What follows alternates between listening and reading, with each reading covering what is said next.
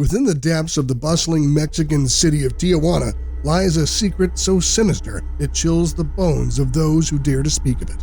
Hidden in plain sight, a trail of lifeless bodies leads to one man, a dark figure who leaves no trace of his presence behind. Meantime, we're getting a first look at one of the women detectives think a U.S. citizen murdered in Tijuana. They say Elizabeth Martinez is one of at least 3 sex workers a serial killer killed, believed to live in Southern California, and he was targeting them. The police have uncovered the truth, and the more they delve, the more they realize they are dealing with a serial killer like no other. The way in which the victims were taken is eerie and inexplicable, sending shivers down the spine of even the most seasoned detectives. Tijuana will never be the same again.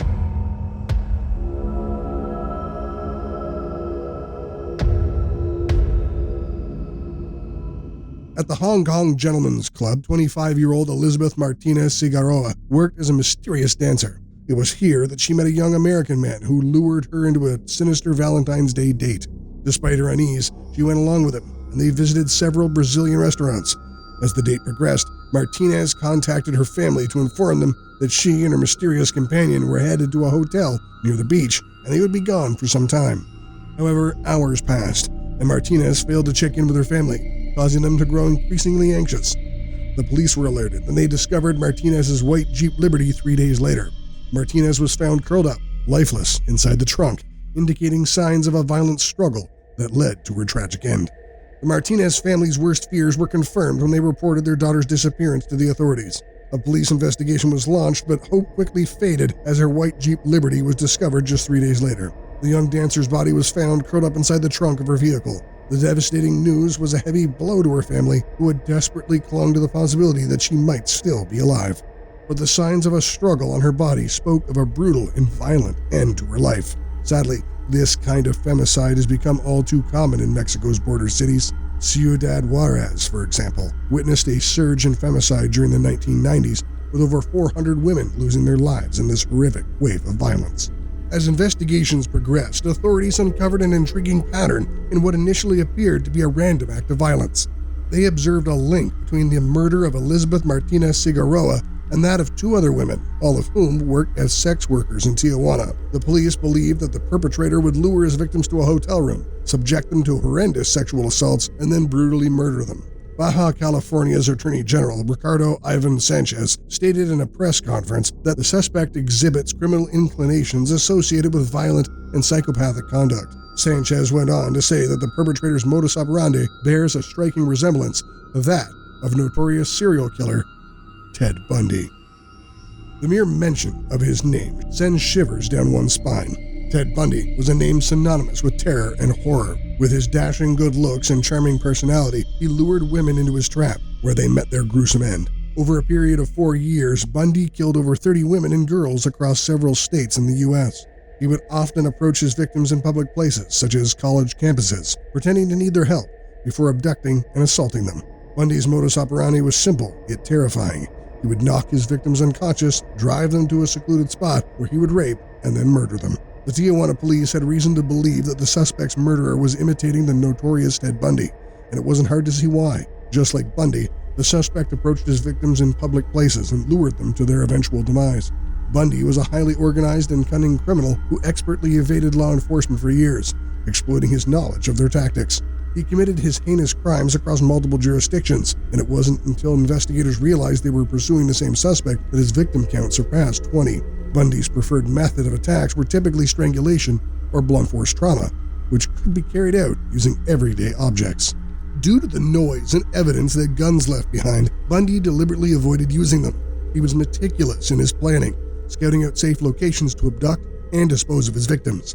He had an uncanny ability to reduce the amount of physical evidence present at his crime scenes, and investigators struggled to link him to any of the murders. Furthermore, none of his fingerprints were ever discovered at any of the crime scenes, making it incredibly challenging for authorities to apprehend him. Law enforcement officials faced a major obstacle in identifying Ted Bundy due to his virtually anonymous physical features and his ability to easily alter his appearance.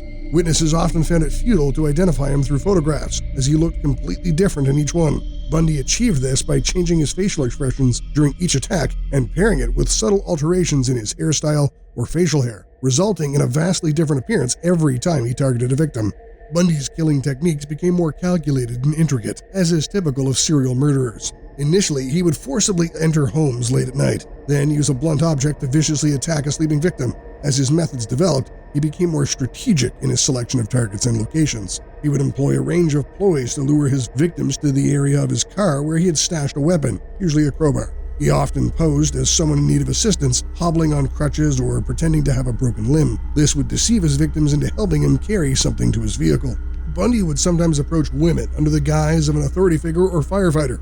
He would then physically assault them until he could bring them close to or inside his car, where he would handcuff them. After transporting them to a different location, often far from their initial scene, he would rape and strangle them with a ligature.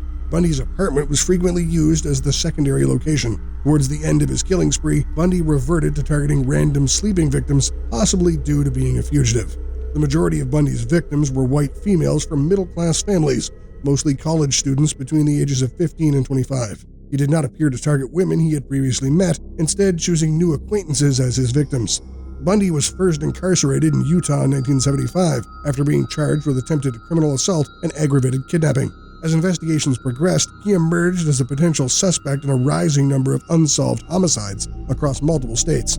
Despite being indicted for murder in Colorado, Bundy managed to escape twice and went on to commit further assaults, including 3 murders in Florida, before eventually being captured and arrested in 1978. Similar to Bundy, the suspect in this case targeted vulnerable women, gaining their trust before leading them to secluded locations where he would attack and kill them. Attorney Sanchez believes that the suspect was using Bundy's methods, just like Martinez.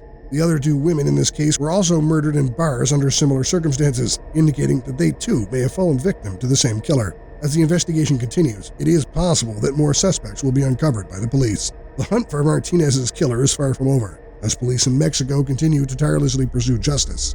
After a year of investigations, authorities have identified a suspect whose name remains undisclosed to the public to avoid hindering his arrest. After she met with the suspect, they went out to have a dinner, and afterwards, that's when they head to the hotel. The 30-year-old suspect, identified by the Zeta newspaper in Tijuana as Brian Rivera, is reportedly a U.S. citizen. The FBI will not, however, confirm that Rivera is wanted. Calderon says police have been trying to locate him in the Downey area near Los Angeles. I believe that they spoke with the relatives of Brian, the suspect, but they haven't been able to do much. Working hard in hand with the FBI and the U.S. Department of Justice, Mexican authorities are determined to bring this killer to justice. The hope is that the suspect will be extradited to Mexico to face the full consequences of his barbaric actions. The pursuit of justice for Martinez and her fellow victims is a mission that will not cease until the perpetrator is brought to justice.